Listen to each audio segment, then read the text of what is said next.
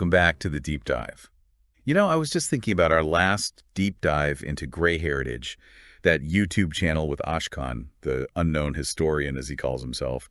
We were looking at his take on the Qajar dynasty. Yeah, the one that seems to get a pretty bad rap in Iranian history. Exactly. We were trying to unpack that a bit. You know, I really liked how he used that measuring stick of looking at the state of Iran at the beginning of their rule and then the end. Yeah. It made you kind of rethink some things about how the Qajars are usually portrayed, you know? Totally. Like, maybe it's a bit too simple to just blame them for everything that went wrong. Right.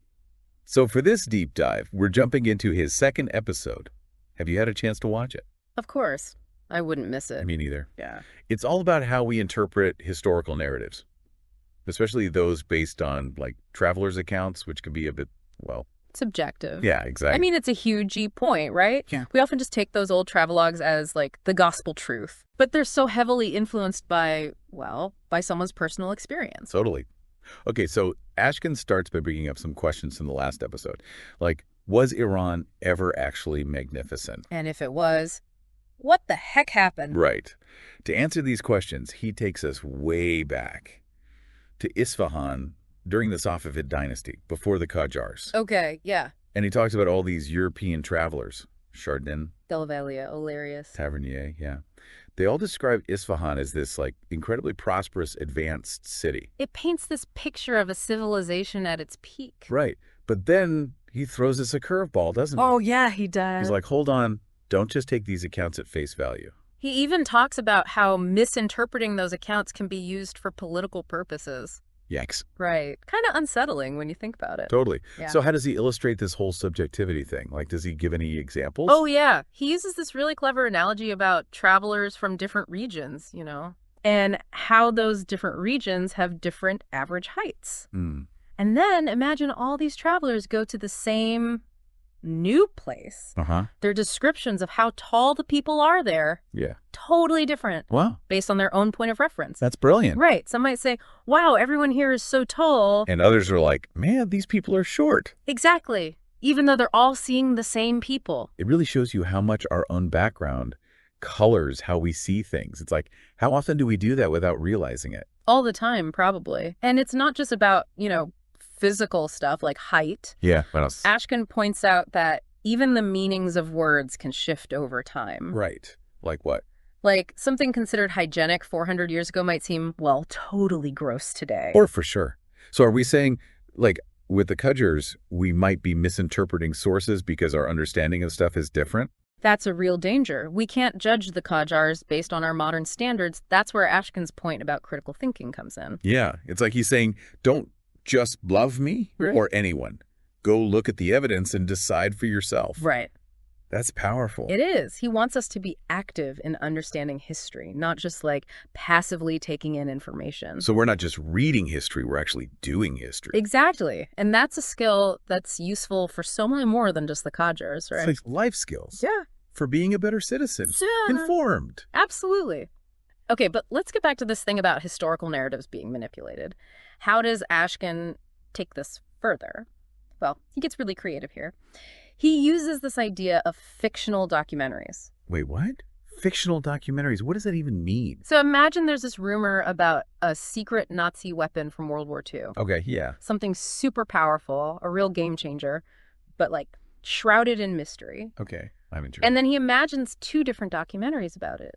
The first one is all dramatic, like hidden bunkers in Germany, secret documents, revealing this terrifying weapon. They even give it a name, Operation Alter Furs.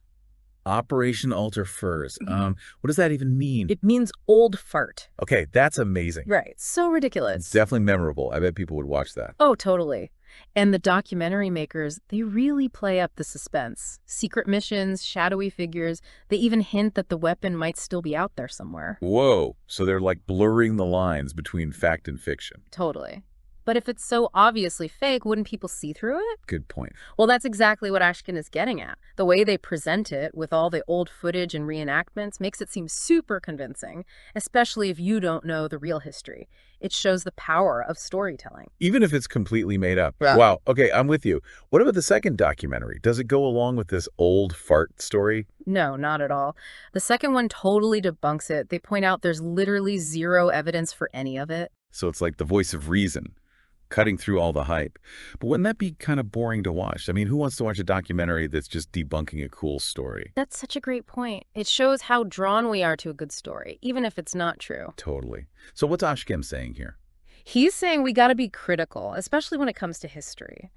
And he doesn't just critique the fake documentary, he critiques the filmmakers too. What do you mean? Well, he suggests that making something like that is kind of ethically iffy.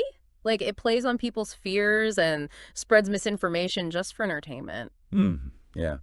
It makes you think about responsibility, right? Especially with something as influential as YouTube. Totally. It's a reminder that history isn't just for fun. It's something we should approach carefully. But, so how does all this relate to the Qajars? I'm not seeing the connection yet. Okay, well, here's where it gets really interesting. Ashkin uses these fictional documentaries to illustrate how historical narratives about the Qajars have been shaped, like over time. He suggests they often reflect the agendas of whoever came after the Qajars. So you're saying that whole narrative about the Qajars being weak and incompetent, maybe that's not the whole story. Exactly. Ashkin argues that the Pahlavis and the Islamic Republic, they both had reasons to paint the Qajars in a bad light. It helped make their own rules seem more legitimate.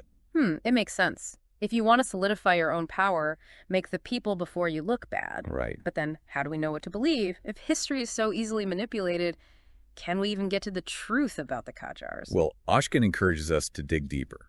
Look for alternative perspectives. Remember that there are always multiple sides to every story. Okay, so it's not about accepting one version as the absolute truth. It's about understanding that there are different interpretations and trying to figure out why those interpretations exist. Exactly. And that's where those European travelers' accounts come back in. Ashkin doesn't want us to ignore them, but to think about them within their context. Right. Just because they described Isfahan as prosperous doesn't mean they were being objective. Right. Their ideas of prosperity might be different from ours. And all those travelers came from different backgrounds, too. Exactly. And that goes for any historical source. Whether it's a travelogue or a speech or a diary, we got to remember that the author is coming from their own perspective, their own beliefs. Okay, so how do we apply all this to understanding the Qajars? How do we sort through all this stuff and get a more balanced view? Ashkin gives us some practical tips, like look for corroborating evidence. Don't just rely on one source. Yeah, makes sense. Compare different versions of events. Look for primary sources.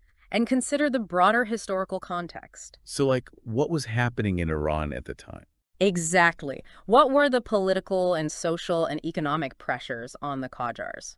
It's like we're detectives, piecing together a puzzle. Yes. Got to gather all the evidence, examine each piece, and try to fit them together. But even then, we might not have all the pieces. Right. History's not a simple equation. It's messy and complex. There's always more to learn. And that's what makes it so fascinating. Totally. So it sounds like Ashkin's encouraging us to be skeptical, not to dismiss everything we hear, but to think critically. Exactly. It's not about throwing out all the existing narratives. It's about being discerning. Right. Ask yourself, who wrote this? Why? What were their motivations? And biases, too. Exactly. So if we want to apply this to the Qajars, what are some alternative sources or perspectives we could explore, to challenge that dominant narrative? That's a good question. Well, for starters, we could look at primary sources from the Qajar period itself. Like what? Diaries, letters, official documents, stuff like that. Oh, right. To see how the rulers saw themselves. Exactly. And the challenges they faced. We could also look for accounts from non-European sources. Oh, interesting. Like travelers from other parts of the world. Yeah.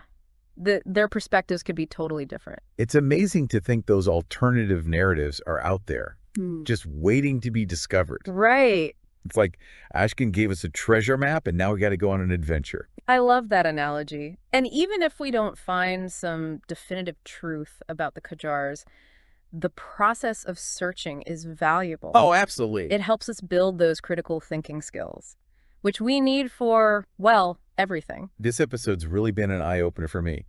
I'm seeing how history isn't just facts and dates. Yeah. It's a story that's constantly changing, Yeah. being shaped and reshaped. And as we learned from Ashkin, we can be part of that process. We can passively accept the narratives we're given. Or we can engage with history, question stuff, and look for other perspectives. It's powerful to know we don't have to be passive bystanders. We can be active participants. Ask tough questions, challenge things, and maybe even uncover new interpretations of the past. Exactly. And who knows, maybe one of us will make a discovery that changes how we understand the Qajars forever. That would be amazing. Wouldn't it? Until then, I think we all have some homework to do. Time to hit the books and dig deeper. Absolutely. And remember, always be critical and curious. Yeah, and it's not about finding one right answer anyway, right? Yeah. It's about asking the right questions. Exactly. Like, if we want to get a clearer picture of the Qajars, where do we even start? Well, Edge can actually give some good advice, like look for stuff that backs up what you find. Okay, corroborating evidence, yeah. Right, and don't just use one source. Compare different versions of what happened. Try to find primary sources, stuff from the time period itself. And always think about the bigger picture, the context of what was going on. Right, so like what else was happening in Iran? What problems were the Qajars dealing with? Political, social, economic? Exactly. We really are like detectives, huh? Totally. Trying to piece together this giant historical puzzle. And even then, we might never have all the pieces. True. But it's still fun to try, right? Absolutely. It's all about that journey of discovery. And who knows, maybe one of us listening will stumble across some piece of evidence that changes how everyone sees the Qajars. Well, that would be amazing. Right. Well, I think we've given everyone a lot to think about today. And maybe even spark some curiosity to go digging into history themselves. Totally. So until next time, remember to keep questioning, keep digging, and always be open to new perspectives. Couldn't have said it better myself. See you on our next deep dive.